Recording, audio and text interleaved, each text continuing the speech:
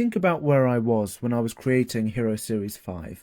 I departed slightly from the channels that I was watching around the time of Hero Series 1 to 3 and even 4, expanding my horizons to other content creators. Some of the videos I was beginning to watch at this time were clip collections and videos with a higher standard of editing than what I was used to, and editing that was way beyond my capability at the time, and some which still is. An example I can give is the horror clip compilations by Markiplier.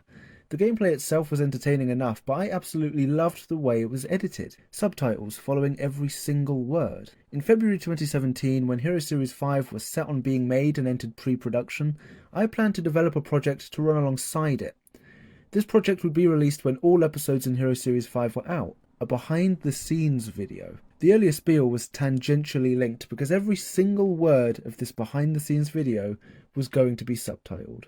Now, I was 12, come on, I didn't know websites that automatically subtitled videos existed, and sites like Veed didn't even exist back then. So in my foolishness, I would load my behind-the-scenes video footage into Windows Live Movie Maker and annotate and split and caption it word by word myself by splitting the raw footage after every sentence and captioning it. And my god, it was as much work as it sounds. But why aren't you seeing any footage? I lost it. My laptop died in 2018 and the behind the scenes video went with it, or at least what was finished. That's a fact of life. But I can tell you about it.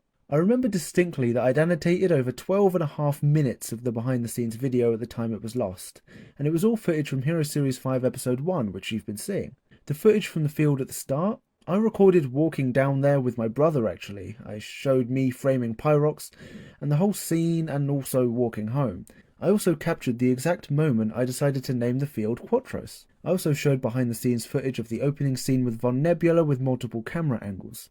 Without many cameras or devices at the time, I put my small camera on the table behind me off screen to record from there, and placed my laptop on the table to the left of the frame to record from there, and also talk into it during behind the scenes footage. All while my film camera is facing down recording the episode. How do I know this? Well, footage from the behind the scenes video still exists.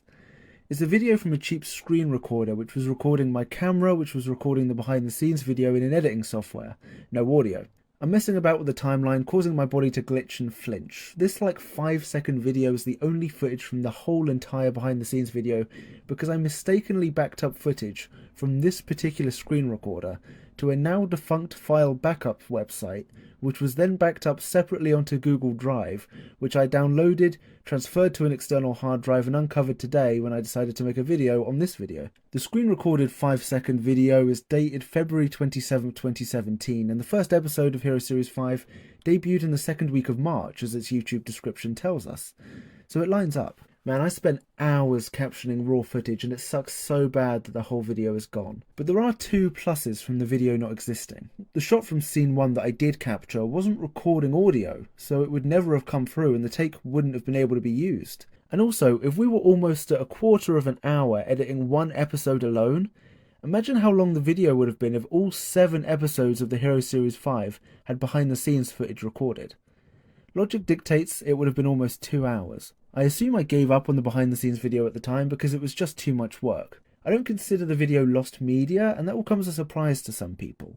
It isn't lost, it was destroyed, albeit by accident. It was collateral. I know what happened to it, and it isn't accessible anymore, so there's no point harking on about it. That's what I would say if the video itself wasn't fighting to survive. This goes deeper. I still have the WLMP file for the video. That's the Windows Live Movie Maker project file. It can't be opened on its own, it'll fail without the actual raw footage, but it is interesting. That means we would have been able to at least open Movie Maker and read the captions on the video until a couple of years ago when Live Movie Maker was discontinued.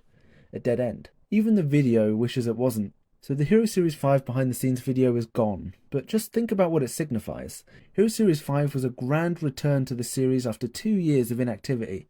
There was minimal behind the scenes footage at all until then between all 4 Hero series that precede it, and I intended to go all out for Hero Series 5, sparing no expense and incurring hours and hours of labour outside of the episodes themselves, just for a behind the scenes video that only I would really see. I think that's incredible and kinda special. I wonder how the behind the scenes video would have panned out if I kept going.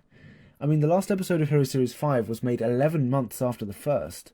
Would it have been released before the hiatus? Would it have been stopped entirely? Would it have been released as late as 2018? That's a year before COVID. Think of that.